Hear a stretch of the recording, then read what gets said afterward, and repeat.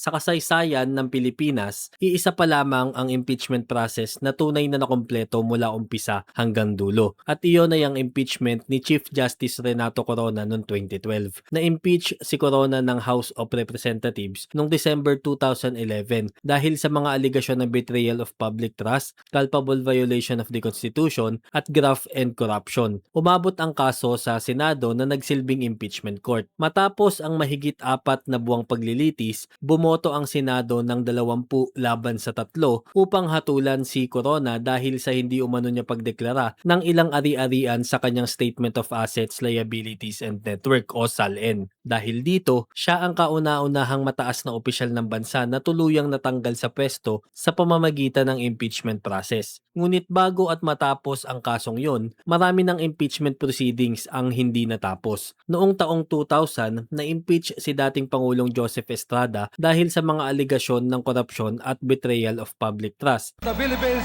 and Section 13 of the Rules of Procedures on Impeachment Proceedings to wit, in case the verified complaint or resolution of impeachment is filed by at least 1/3 of the members of the House, the same shall constitute the Nagsimula ang paglilitis sa Senado at naging sentro ng atensyon ng buong bansa. Ngunit hindi ito natapos matapos mag-walkout ang mga prosecutor dahil sa kontrobersya sa pagbubukas ng isang ebidensya na kilala bilang second envelope. Ilang araw lamang ang lumipas, sumiklab ang EDSA 2 at tuluyang nawala si Estrada sa kapangyarihan. Dahil dito, hindi nakapaglabas ng pinal na hatol ang impeachment court. Noong 2011 naman, na-impeach si Ombudsman Merceditas Gutierrez. Subalit bago pa man magsimula ang paglilitis sa Senado, nagbitiw na siya sa kanyang posisyon.